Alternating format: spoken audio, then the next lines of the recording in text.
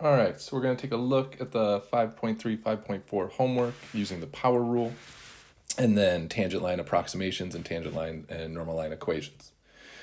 All right, so 5.3, 5 through 8 is just the power rule. The thing to keep an eye out for, especially in problems like number 5, is where they kind of try to mess with you by throwing in pi, or maybe they'll throw in the number e. Remember, if we don't see a variable, anything without a variable, anything without the variable in that equation has a derivative equal to 0. So for my power rule, I know that I do 2 times 1 and then 2 minus 1. Again, most times we don't bother to write that exponent of 1, but just for clarity. Next piece, derivative of 4x. 4 times 1 is 4. X minus 1 is, 1 minus 1 is 0, is x to the 0, which we know is equal to 1, so we don't bother to write that piece. And then the derivative of pi, since it has no variable, is 0. Number 6, whether you take the time to rewrite, I highly recommend you do 1 over x squared as x to the negative second. Just be careful with your arithmetic. So I know that negative 2 times 1 gets me negative 2. Negative 2 minus 1 gets me negative 3. And then 4 times 4 is 16. 4 minus 1 is 3. And then we can rewrite moving that x to the negative 3 to the denominator. Like we would have discussed in class, remember when we move these variables, only the variable moves. The coefficient does not move. Only the variable moves. So number 7, I've rewritten every piece. Again, here's a good illustration of only the variable is moving. So in the second piece, x to the negative 3 moves up to join 4. X becomes x to the negative first with negative 5. And then I use my power rule. Negative 4 times 1, negative 4 minus 1. 4 times negative 3, negative 3 minus 1, negative 1 times negative 5, negative 1 minus 1, and then I rewrite moving my variables to the denominator. Again, only the variable moves, not the coefficient. And finally, number 8, again, I take the time to rewrite, knowing that this is a square root. I've got x to the 3 halves. I've got a square root in the denominator, so I know that I've got x to the negative because it's in the denominator, and then 1/2 because it was a square root of x to the first. And then finally, x to the 3/4 because it was a fourth root of something cubed. From there, I can use my power rule. So 1 times 3 halves, 3 halves minus 1, 4 times negative 1/2, negative 1/2 minus 1, negative 1 times 3/4, 3/4 minus 1. So rewriting, the first exponent is positive, so my square root is in the numerator. My next square root is negative, so my square root's in the denominator. And then finally, my last fourth root is negative, so I see that value in the denominator. Preferably in this middle term, we would take the time to rewrite, since I've got the square root of x cubed as x root x. 5.4 is really a lot of the same idea. We just go a step further and write the equation of tangent lines, and then use those tangent lines for some approximations. Like we would have talked about in class, when you're looking at a tangent line, really you're going to follow those same steps. You're going to find the y-coordinate, you're going to find the derivative, you're going to find the slope of the derivative, and write your equation. So, first thing I did, I substitute into the original equation to find my y value. So now I know my y value is negative 21. I'll find my derivative. Derivative of x to the 5th, 5x to the 4th, derivative of negative 5x, negative 5, derivative of 1 is 0. Substitute into my derivative to get my slope, and now I'm able to write my equation. When we write the equation in the tangent line, nothing needs to change, so I've got y minus my y-coordinate, which in this case becomes a double negative, so y plus 21, my slope, x minus my x-coordinate, so in this case becomes a double negative, x plus 2. For the equation in the normal line, I can't remember if we needed to, I just went ahead and wrote it for most of them for practice.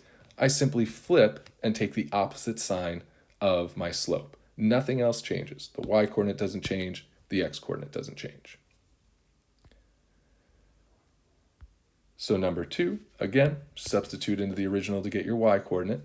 I took the time to rewrite 5x to the negative second, negative x to the 1/2, so that I could find my derivative. 5 times negative 2, negative 2 minus 1, 1/2 times negative 1, 1/2 minus 1.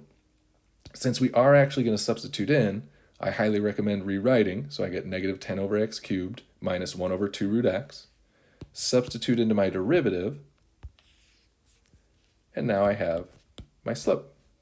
So I'm able to set up my equations. Y minus my y-coordinate equals my slope times x minus my x-coordinate for the tangent line. And then for the normal line, again, the only thing that's going to change is I'm going to take the opposite reciprocal of the slope. So I end up with y minus 4 equals 2 over 21 times x minus 1. Number 5, very similar. Again, we substitute into the original so that we can find our y value. We take our derivative and substitute in so that we can find our slope. And we're able to write our equation. Y minus our y-coordinate ends up a double negative equals our slope times x minus our x-coordinate, which in this case is a double negative. And then the only thing that's going to change for the tangent line is I use the opposite reciprocal slope. Now, number 9 is actually the exact same equation as we saw in number 1, but here we're being asked to use it as an approximate. So I just took my equation from number 1 and brought it down. In a tangent line approximation, not unlike writing the equation of the tangent line, we're going to see the same steps. Once we have the equation of the tangent line, we substitute in the value we're trying to approximate for x, simplify. Once we have that value isolated, like we would have discussed in class, the key is don't forget to use this final notation. This tells somebody that you've approximated the value of negative 1.9 using some means, in this case a tangent line approximation. It's a technicality, but if you were to end by simply telling me y equals negative 28.5, you would actually be wrong because you haven't told me that it's the approximate in f. You've just told me what it equals in the equation y. Okay, so make sure you use this final notation. 11, we hadn't worked with this equation yet, so I substitute into my original to get my y value. I took my derivative and substituted in to get my slope. Write the equation of my tangent line, y minus 5 equals 0 times x minus 1. Definitely a lot of people are probably noticing because of this 0 that a lot of this work on this side really doesn't matter, but I left it in slope-intercept form, substituted in the value I've been asked to approximate, solve for y, and then again finish with that final approximation notation. 15 is a little bit different in that in 15 they tell us the slope of the tangent line and we have to go back and come up with the x-coordinates. So since I know that the derivative equals 12, I took my derivative and set it equal to 12. Before I can start factoring, I've got to get my equation set equal to 0. I noticed that this can factor out a 6 from every single piece, so I did that, which is going to make the factoring I have to do much easier.